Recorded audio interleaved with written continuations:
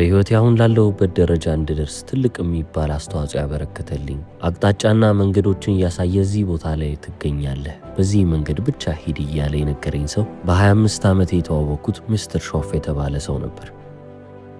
ታዲያ በተዋወቅኩት ሰሞን ላይ ቁርስ ተገናኝተን ቁጭ ብለን እየበላን ባለበት ሰዓት ላይ አንተን እንደረዳ በወረቀት ላይ ያሰፈርከውን ግቦች እስቲ ልመልከትና ከዛ በኋላ ምናልባትም በዚህ በኩል ብትሄድ እነዚህን ታገኛለህ ብዬ ልመራህ እችላለሁ አለኝ። እኔም ደግሞ አንተ የምትለኝ ዝርዝር የለኝም አልኩት። እሱም ግራ ተጋባ። ምናልባት ቤት ረስተህ ሆነው ወይንም ደግሞ መኪና ውስጥ አስቀምጠህ ሆነው አለኝ። እሱም በመገረም ተመለከተኝና አንተ ወጣት ሰው እንግዲህ መጀመር ካለብህ የምትጀምረው ከዚህ ነው። ጂም ሮን ህይወትህን ሲሪየስሊ የምትወስድ ከሆነ በቁም ነገር ህይወቴን መለወጥ እፈልጋለሁ ብለህ የምታስብ ከሆነ መነሳት ያለብህ ከዚሁ ዝርዝር መሆን አለበት አለኝ። አሁን እዚሁ ላይ ግብ የለኝም ስላልከኝ ብቻ በአካውንት ውስጥ ስንት ብር እንዳለ እኔ እዚሁ ልገምት እችላለሁ። በመቶዎች ቢሆን ነው $1000ና ከዛ በላይ በፍጹም አይሆንም አለኝ። ግምቱም በጊዜው ትክክል ነበረ። የተወሰኑ $100 ብቻ ነበሩ። ያም ደግሞ አይምሮዬን ስለበጠበጠው የበለጠ ትኩረት እንድሰጠው አደረገኝ ማለት ነው።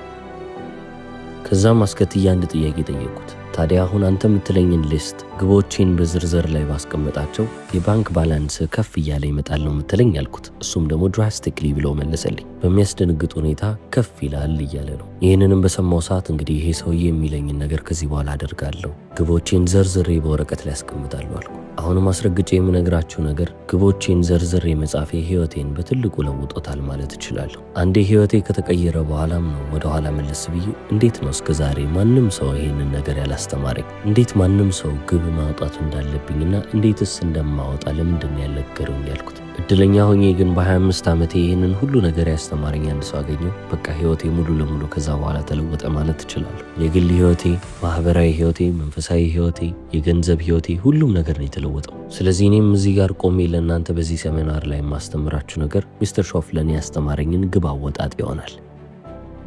በዚህ ምድር ላይ ግብ ከማውጣት ይልቅ በቃ የተሰጠኝን እቀበላለሁ፣ እስከ ሞት ድረስ ሞቴን እጠባበቃለሁ አይነት ኑሮን መኖር በጣም ቀላል ነው። ነገር ግን እንደዚህ አይነት ስቃይ የበዛበትን ህይወት መኖር አልፈልግም ብላችሁ ያሰባችሁ ሰዎች ከሆናችሁ ግን እንዴት ግብ ማውጣት እንዳለባችሁ እየተማርን እንለፍና ሞትን ከሚጠባበቅ ሰው የተሻለ የሚባል ህይወትን ለመኖር እንሞክር። ታዲያ ሚስተር ሾፍ በመጀመሪያ ደረጃ የተናገረው ነገር ይሄ ነበረ። ጂም ሮን በቂ የሚባል ሀያል የሆነ ምክንያት ካስቀመጥክ እዚች ምድር ላይ ማድረግ የሚከብድህ ምንም አይነት ነገር የለም አለኝ። ምንም ነገርን ከምንም ወስዶ ወደ ትልቅ ነገር የሚለውጠው ምክንያት ነው እንጂ ያወጣንለት ምንም አይነት እቅድ አይደለም። የ25 ዓመት ወጣት ነህ፣ ጉልበት አለ፣ እውቀት አለ፣ በተጨማሪም ደግሞ አቅም አለ። ነገር ግን የጎደለህ አንድ ነገር ምክንያት ነው። እንደዚህ አይነት በጣም ጎበዝና ታታሪ ልጅ ሆነ ባንክ ባላንስህ ወይንም ደግሞ አካውንት ውስጥ ያለው ገንዘብ መጠን እቺን የምታክል ከሆነች ያለህን አቅም የሚያንጸባርቅ አይነት ሀብት አይደለም ያለ። ስለዚህ ያንን ደግሞ ማስተካከል መቻል አለብህ አለኝ። ስለዚህ እሱም ለእኔ የመከረኝን ነገር እኔም ለእናንተ እዚህ እያስተላለፍኩላችሁ ነው። በቂ የሚባል ምክንያት በህይወታችሁ ውስጥ ከሌለ ህይወታችሁ ምንም ሲለወጥ አትመለከቱም። ህይወታችሁን በትልቁ መለወጥ የምትፈልጉ ከሆነ በቂ የሚባል ያንን ነገር እንድታሳኩት የሚገፋችሁ ምክንያት መኖር አለበት። ስለዚህ እኛም ደግሞ ምክንያቶችን እየዘረዘርን እንመጣለን ማለት ነው። የመጀመሪያው ፐርሰናል ሪዝንስ የምንላቸው ነው፣ የግል ምክንያቶች የምንላቸው። አንዳንድ ሰዎች በህይወት ላቅ ያለ ደረጃ ላይ የሚደርሱት ለግላቸው ባሰቡት ምክንያት የተነሳ ነው። ለምሳሌ አንዳንዱ ሬኮግኒሽን ሊፈልግ ይችላል፣ ወይንም ደግሞ እውቅናን ፈልጎ ያቺን ምክንያት አድርጎ ሊሄድ ይችላል። አንዳንዱ ደግሞ ለክብር ያደርገዋል። እዚህ ቦታ ላይ ስደርስ ሁሉም ሰው ያከብረኛል፣ ስለዚህ ይህንን ማሳካት አለብኝ ብሎ መነሻው ያደርገዋል። አንዳንዱ ደግሞ ይህንን ካሳካው እንዲህ አይነት ህይወት እየኖርኩ ከሆነ ጥሩ ስሜት እንዲሰማኝ ያደርገኛል ይላል። ሁሌም ቢሆን ጧት ሲነሳ የአሸናፊነት ስሜት እየተሰማው መነሳት የሚፈልግ ሰው ይሆናል። እነዚህ ለግላችን የምናደርጋቸው ነገሮች ናቸው። ስለዚህ ፐርሰናል ሪዝንስ ወይንም ደግሞ የግል ምክንያቶች እንላቸዋለን። ሁለተኛው በህይወት ጥሩ እንድትሰሩ የሚያስገድዳችሁ ደግሞ ምንድነው? ፋሚሊ ሪዝን፣ የቤተሰብ ምክንያት። የምታደርጉት ነገር እንዳለ ለቤተሰባችሁ ሲሆን ማለት ነው። አንዳንድ ሰዎች በህይወት በጣም ጥሩ የሚባል ደረጃ ላይ የሚደርሱት ለሌሎች ሰዎች ሲሰሩ ነው። ይህ ደግሞ በጣም ፓወርፉል ወይንም ደግሞ ሀያል ሊባል ይችላል። አንድ ሰው ሌላን ሰው በትልቁ አፌክት ሊያደርግ ወይንም ደግሞ እዛ ሰው ላይ ተጽዕኖ ሊያሳድር እንደሚችል ማመን መቻል አለብን። የሰውን ልጅ ከልባችን ስንወድ ከልባችን ስናፍቅር ከራሳችንም በላይ እናደርገዋለን። እኛ ለራሳችን በፍጹም የማናደርገውን ነገር ለሌላ ሰው ስናደርግ የምንገኘው ለዚህ ነው። የእናትን ፍቅር መመልከት ትችላላችሁ። ለልጇ ስትል ምንም ነገርን ልታደርግ ትችላለች። ራሷን ጥላ ራሷን አሰቃይታ ልጇ ጥሩ ደረጃ ላይ እንዲደርስላት በህይወት መከራን መቅመስ ካለባት መከራዋን እያየች የምታልፍ ነች። ስለዚህ የሰው ልጆች ስንባል አንዳንድ ጊዜ ከራሳችንም በላይ ለሌሎች ሰዎች የምንደክም የምንታትር፣ እነሱ ለእኛ ያላቸውን ቦታ እየተመለከትን ለእነሱ ብለን የምንለፋ አይነት ሰዎች ነን። ሶስተኛ የሚባለው ሪዝን ቤኔቮለንስ የሚባል ነው። ይህም ደግሞ ቸር መሆን ወይንም ደግሞ ቸርነትን ያመለክታል ማለት ነው። አንዳንድ ሰዎች ለሌሎች ማጋራት ለውስጣቸው የሚሰጣቸው ትልቅ የሚባል ሳቲስፋክሽን ወይንም ደግሞ እርካታ አለ። ስለዚህ ያለውን ነገር ሙሉ ለሙሉ ለሌሎች ሰዎች ለማጋራት የሚለፋ በተጨማሪም ደግሞ ለዛ ዓላማ ብቻ የኖረ ሰው ደግሞ ይኖራል። ስለዚህ ያም ደግሞ ፓወርፉል የሚባል ሪዘን ሊሆን ይችላል። ከገቡበት ትልቅ የሚባል ችግር ውስጥ እንደምንም ብለው አንገታቸውን ያወጣሉ። እነሱም በህይወት በጣም ጥሩ የሚባል ሁኔታ ላይ ይሆናሉ። ከዛ በኋላ ያገኙትን ነገር እንዳለ ከፋፍለው ለሰዎችም ይሰጧሉ። ብቸኛ ዓላማቸው ብቸኛ የሚባለው ምክንያታቸውም ለሰዎች መስጠት ይሆናል ማለት ነው። ስለዚህ እናንተም ደግሞ በራሳችሁ ህይወት ውስጥ ምንድን ነው እንደዚህ እያንቀሳቀሰኝ ያለው? ጠዋት እንድነሳ ማታም ደግሞ እስከ ሌሊት ቁጭ ብዬ እንድለፋና እንድሰራ ያደረገኝ ነገር ምንድን ነው ብላችሁ መጠየቅ መቻል አለባችሁ። ሁለተኛው ጥያቄያችሁ ደግሞ የሚሆነው በህይወት ውስጥ እናንተን እንዳትሰሩ የሚያደርጋችሁ ነገር ወይንም ደግሞ ያንን የሥራ ስሜት የሚያጠፋባችሁ ነገር ምንድን ነው? በህይወቴ እነዚህን ሁለት ጥያቄዎች ከመለስኩ በኋላ ነው እንግዲህ በጣም ትልቅ የሚባሉ ለውጦችን እየተመለከትኩ የመጣሁት። እንዳልሰራ የሚያደርጉኝን እንድሰላች የሚያደርጉኝን ምክንያቶች እንዳለ እያጠፋው እየሄድኩ እንድሰራ የሚያደርጉኝን ምክንያቶች እያበዛው በመጣው ቁጥር ሳልፈልግ በደንብ እየሰራው መጣሁ። በቃ ስራ ሁለተኛው ወይንም ደግሞ ሰከንድ ኔቸር የሚባል ነገር ሆነ። ተፈጥሮዬ እየሆነ ሄደ ማለት ነው። ሳላስበው ትላልቅ ነገሮችን እያሳካው ማልፍ ሰው ሆንኩ። ፍራንክ ሲናትራ በአንድ ወቅት የተናገረው ነገር አለ። ዓለም ላይ ትልቅ የሚባለው ሪቨንጅ ወይንም ደግሞ በቀል ማሲቭ የሚባል ስክሰስ ነው ይላል። ለጠላቶቻችሁ እንደናንተ ትልቅ የሚባል ስኬት የሚያቃጥላቸውና የሚያነዳቸው ነገር የለም። ስለዚህ ሰዎችን መበቀል ከፈለጋችሁ ራሳችሁን ትልቅ የሚባል ቦታ ላይ ማድረስ ብቻ ነው የሚጠበቅባችሁ። ራሳችሁ ላይ ብቻ ከሰራችሁ እናንተ ችላ ማትባሉ ሰዎች ትሆናላችሁ። ስለዚህ በህይወት መጥፎ የሚባል ስራን እናንተ ላይ የሰሩ ሰዎች ሁሉ ይቆጫሉ። ስለዚህ ምናልባትም በቂ ምክንያት የለኝም ካላችሁ እናንተ ስትወድቁ ማየት የሚያስደስታቸው ሰዎች በህይወት መኖራቸውን እያሰባችሁ እነሱን ላለማስደሰት ብላችሁ እንኳን ስሩ።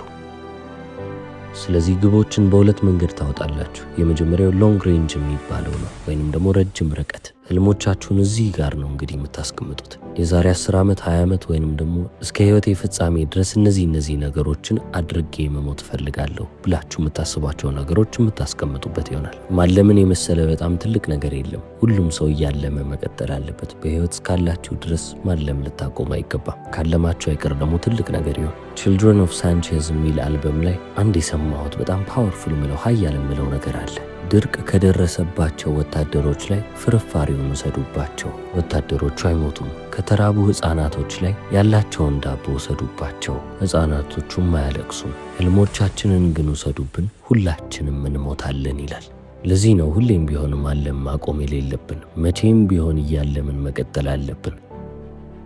ለራሳችሁ ስትሉ፣ ለቤተሰቦቻችሁ ስትሉ፣ ለጓደኞቻችሁ ስትሉ በቃ ሁሌም ቢሆን ልታልሙ ይገባል። ስለ ፍቅር አልሙ፣ ስለ ስራ አልሙ። በተጨማሪም ደግሞ እዚህ ዓለም ላይ ለመጣችሁበት ዓላማም ደግሞ አልሙ። ለወደፊቱ የተሻለ ህይወቴ ብላችሁ የምታስቡት ህልማችሁ ነው የሚሆነው። ለእናንተም ለቤተሰቦቻችሁ ወደፊት ምንድነው ማድረግ የምትፈልጉት? የት ነው መሄድ የምትፈልጉት? ምንድነው መሆን የምትፈልጉት? ምንድነው ማየት የምትፈልጉት? የሰው ልጅ በዚህች ምድር ላይ ከሚያስፈልጉት ነገሮች መካከል አንደኛው ህልም ነው። በመጽሐፍ ቅዱስ ላይም ራእይ በሌለበት ህዝብ መረን ይሆናል የሚል ቃል አለ። ስለዚህ ልባችሁን የሚያነሳሳ የሆነ ነገር በህይወታችሁ ውስጥ ሊኖርላችሁ ይገባል። ያም ደግሞ ህልም ነው። ለዚህ ነው ህልማችሁን ልታጡ አይገባም እምላችሁ። ነፍሳችሁ በህይወት እንድትቆይላችሁ የሚያስፈልጋችሁ ነገር እሱ ነው። ህልም ማለት ደግሞ ሎንግ ሬንጅ ጎል ይባላል። በረጅም ርቀት አሳካዋለሁ ወይንም ደግሞ የኔ ነው ያላችሁት ግብ። ሁለተኛው የግብ አይነት ደግሞ ሾርት ሬንጅ ጎልዝ የሚባሉ ናቸው። በአጭር ጊዜ የምታሳኳቸው ግቦች።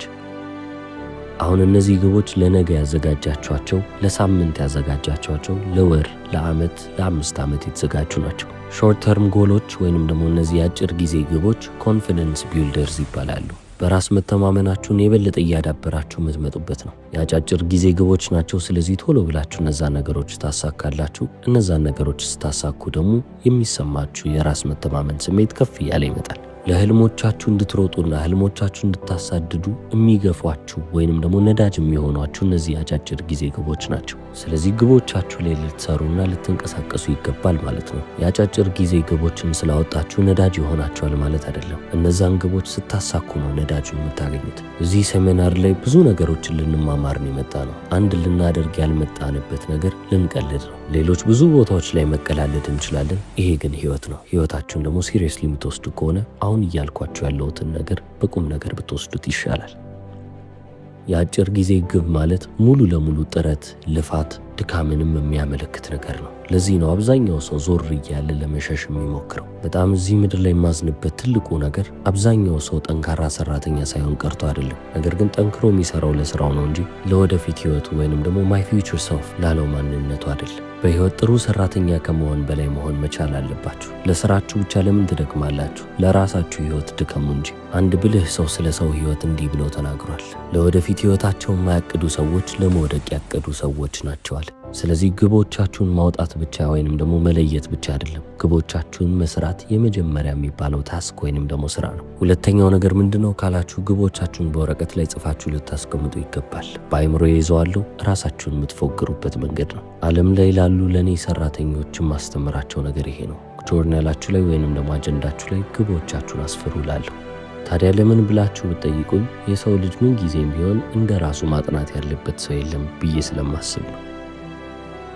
ያሳካችኋቸውን ነገሮች እንዳለ ተመልከቱ።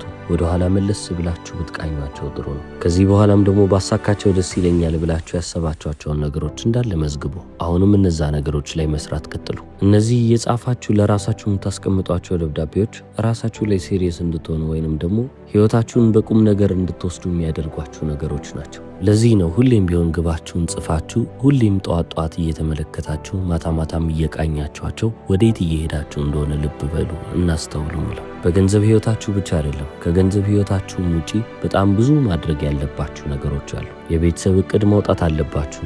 የራሳችሁን እቅድም ታወጣላችሁ። እናንተ እንደ ግለሰብ ምን አይነት ሰው ነው መሆን የምትፈልጉት? በጣም ብዙ ዲቴል አለው። እዚህ ዓለም ላይ እናንተን ከማንም ሰው ሊለያችሁ የሚችለው ነገር ቁርጠኝነታችሁና በዛ ቁርጠኝነታችሁ ላይ የምታሳዩት አክሽን ወይም ደግሞ ተግባር ነው። ማንም ሰው ቁጭ ብሎ ማለም ይችላል። ማንም ሰው ቁጭ ብሎ በተስፋ መቀመጥ ይችላል። ሁሉም ሰው እኮ ተስፋ አለ። ስለዚህ የወደፊት ህይወታችሁን ማሻሻል ከፈለጋችሁ የምታሻሽሉት በተስፋ ሳይሆን እቅድ በማውጣትና እዛ ያቀዳችሁት ነገር ላይ በደንብ አድርጋችሁ በመስራት ነው። ከዚህ በተጨማሪ ግቦቻችሁ ምን አይነት ግቦች እንደሆኑ ልታውቁና ልትለዩ ይገባል። ይህ ማለት ምን ያህል ትልቅ ናቸው ወይንም ደግሞ ምን ያህል ትንሽ ናቸው። ከዛ በተጨማሪም ደግሞ ምን ያህል እናንተ ላይ ተጽዕኖ እያሳደሩባችሁ እንደሆነ ልትለኩና ልትመዝኑ ይገባል። ሁሉም ነገር መለካትና መታወቅ አለበት። አንዳንድ ሰዎችን አስቁሜ የዚህ ወር ግባችሁ ምንድነው ስል በዚህ ወር የሚመጣብኝን ሂሳብ መክፈል ከቻልኩ በቂ ነው ሲሉ ሰማለሁ። እንግዲህ የሰው ልጅ ወርሃዊ ወጪውን ለመሸፈን እያቀደ በሚሄድበት ዓለም ውስጥ እናንተ ትላልቅ ነገሮችን አስባችሁና አቅዳችሁ የምትንቀሳቀሱ ከሆነ ምን ያህል ልትለዩ እንደምችሉ ገምቱ። እነሱም ወርሃዊ ወጪያቸውን ለመሸፈን መሞከራቸው በጣም ጥሩ እኮ ነው። ግብ ሊባል ይችላል፣ ነገር ግን በእኔ አመለካከት በጣም ደካማ የሚባል ግብ ነው። ለዚህ ነው እያንዳንዱ ግብ እናንተ ላይ የሚያሳድርባችሁን ተጽዕኖ ልብ በሉ ያልኩት። ግባችሁ ራሳችሁን ከዕዳ ነፃ ለማውጣት ከሆነ ወይንም ደግሞ ቺኖር እንደምንም ብዬ ልለፋት ከሆነ እንደዛው ተሰቃይታችሁ አሁንም ታልፋላችሁ። ለራሳችሁ የያዛችሁት ግቦች ህይወታችሁ ላይ ትልቅ የሚባል ኢንፍሉዌንስ ጥለውባችሁ ያልፋሉ። ትልቅ የሚባል ተጽዕኖ ያድርባችኋል። አመለካከታችሁ በተጨማሪም ሰውን ስትጨብጡ ራሱ ይለያል። ማንነታችሁን በተወሰነ መንገድ እየለወጠባችሁ ወይንም ደግሞ እየቀየረባችሁ የሚመጣ ነገር፣ አረማመዳችሁ ይቀየራል፣ አለባበሳችሁ ይቀየራል፣ ሰዎችን የምታናግሩበት መንገድ እናንተ ከፍ ካለ ቦታ ላይ ይሆናል። በቃ ያንን ነገር እንዳሳካ ሰው ሆናችሁ ነው የምታስቡት። ከሰው በላይ ትሆናላችሁ እያልኳችሁ አይደለም፣ ነገር ግን ለራሳችሁ ያላችሁ ቦታ ከፍ ይላል። ለዚህ ነው ከፍ ያሉ ግቦችን ምንጊዜም ቢሆን እየያዛችሁ ወይንም ደግሞ እያቀዳችሁ ሂዱ የሚለው። ኢንፍሉዌንስ መደረጋችሁ ካልቀረ ከፍ ባሉ ነገሮች ኢንፍሉዌንስ ብትደረጉ ይሻላችኋል። ትናንሽ የሚባሉ ግቦችን የምትይዙ ከሆነ ግን እናንተን ኢንፍሉዌንስ የሚያደርግበት መንገድ ወይንም ደግሞ እናንተ ላይ የሚያሳድረው ተጽዕኖ በጣም ትንሽ የሚባል ነው። ስለ ራሳችሁም ያላችሁ አመለካከት በዛው ልክ ዝቅ እያለ ይመጣል ማለት ነው። ስለዚህ ለምን እንደዚህ አይነት መንገድ ላይ ትገባላችሁ? ደፋር ሁኑ። ትላልቅ ነገሮችን ለማለም መቼም ቢሆን ልትፈሩ አይገባም። ታዋቂው አሜሪካን ሞቲቬሽናል ስፒከር ጂም ሮን። እስከ መጨረሻው ስለተከታተላችሁ አመሰግናለሁ። ቻው።